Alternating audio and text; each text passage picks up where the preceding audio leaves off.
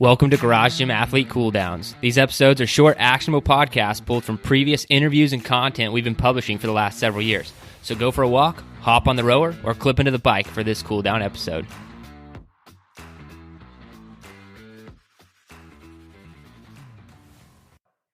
Yeah, and that's one thing that I find fascinating is, and my wife and I are big believers of this, and this is obviously a huge part of your entire practice, is just how much nutrition can actually fix. But is there ever a point when you're like, you see someone and you're like, okay, you know what?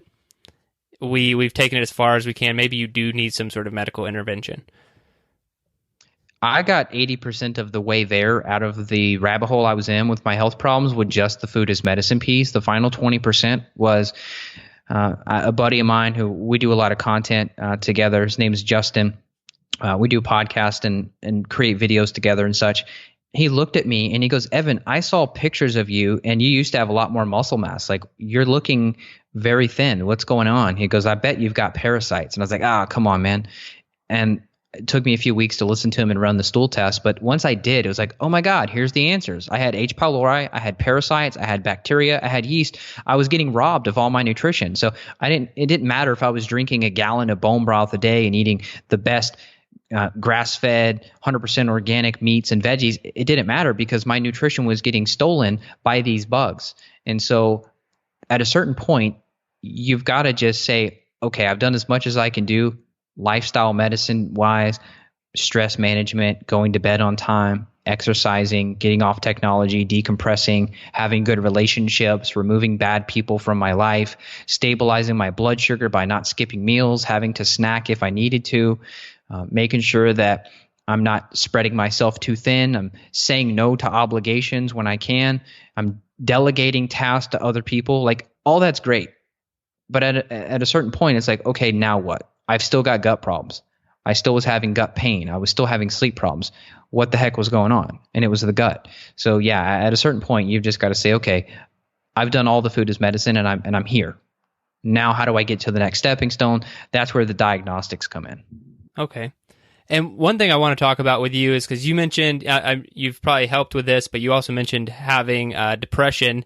And this is something that's been very fascinating to me because while I am a big believer in nutrition affecting everything, fixing depression through nutrition or anything like that, I think is a new topic for a lot of people who either don't have a lot of experience with depression or maybe they have a family member and they haven't experienced it yet or something like that.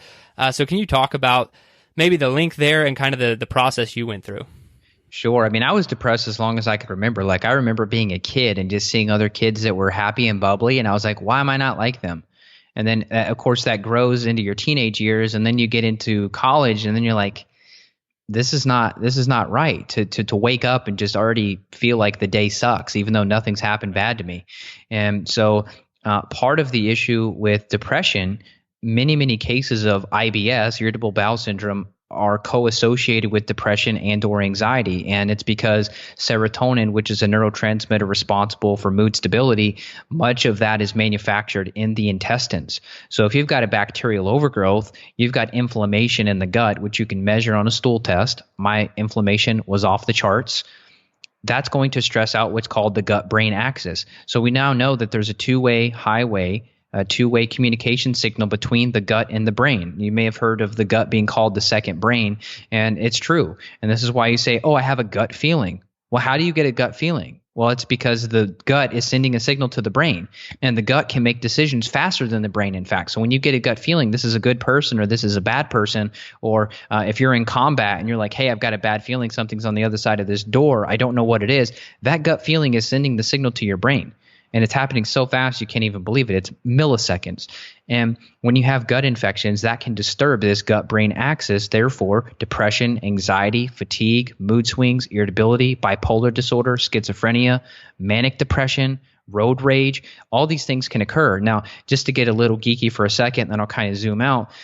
There is multiple studies showing that a specific type of bacterial overgrowth called Clostridia, what it does is it cranks up an organic acid called HPHPA. If you just Google this, Clostridia, HPHPA, or Clostridia schizophrenia, you can read about it yourself. But basically, all these cases that we're seeing of shootings and suicides and homicides and things where we just think people are crazy and everybody's blaming the guns, we should be blaming the guts, because what happens is if you have a Clostridia bacterial overgrowth, I've seen this in many cases, people that were on the verge of being hospitalized for their mental illness, they came to me, then we were able to fix the gut and fix their brain.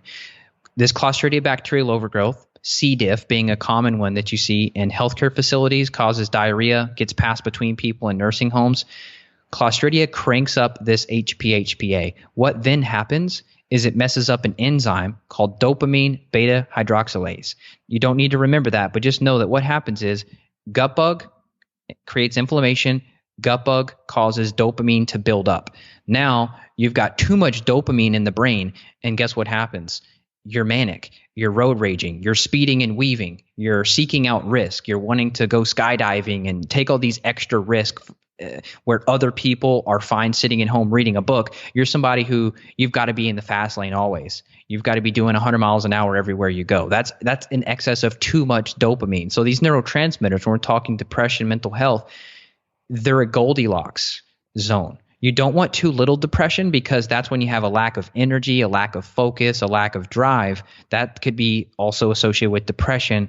But if you go too much and you've got too much dopamine, that's aggression, that's rage, that's irritability, that's physically abusing people, that's verbally abusing people, that's just feeling on edge, like you want to just fight everyone. You know, I've had people who are like, Evan, if I'm out in public and somebody cuts me in line at the grocery store, I want to punch them in the face. Guess what? We check their lab results. Guess what? Their HPHPA is through the roof. We treat the Clostridia infection, it goes back down, and then the wife emails me, and the wife says, what did you do to my husband? I'm like, what's wrong? And she's like, you changed this man. This man was a raging person. He'd come home from work so angry. Now he comes home and he hugs me and kisses me, and he wants to help out and even do the dishes. It's like, oh my God. And I get goosebumps saying that, because it's like, look, these are the things that you're not getting taught from your conventional doctor, and even your gastroenterologist or your psychologist or your psychiatrist. They don't have a clue. What are they going to do? They're going to give you antidepressants, and your deficiency of pharmaceutical drugs is not what's going on. It's not a deficiency of Prozac. It's not a deficiency of Zoloft. Why you're depressed. It's typically an underlying issue, mainly in the gut. Now, I'm being a little bit narrow-minded, because there's other issues too that can go on with hormones and the thyroid and the adrenal glands and the liver. If you've got a buildup of toxins in the liver, that can also cause aggression and depression. But just for this sake of conversation, the gut is a huge piece of this puzzle of mental health. So if you are struggling, make sure you investigate that. Thanks for listening to today's Cool Down. If for some ridiculous reason you are not subscribed to Garage Gym Athlete programming, fix that problem right now. Go to GarageGymAthlete.com, sign up for a free trial, get started with us today. Thanks for listening.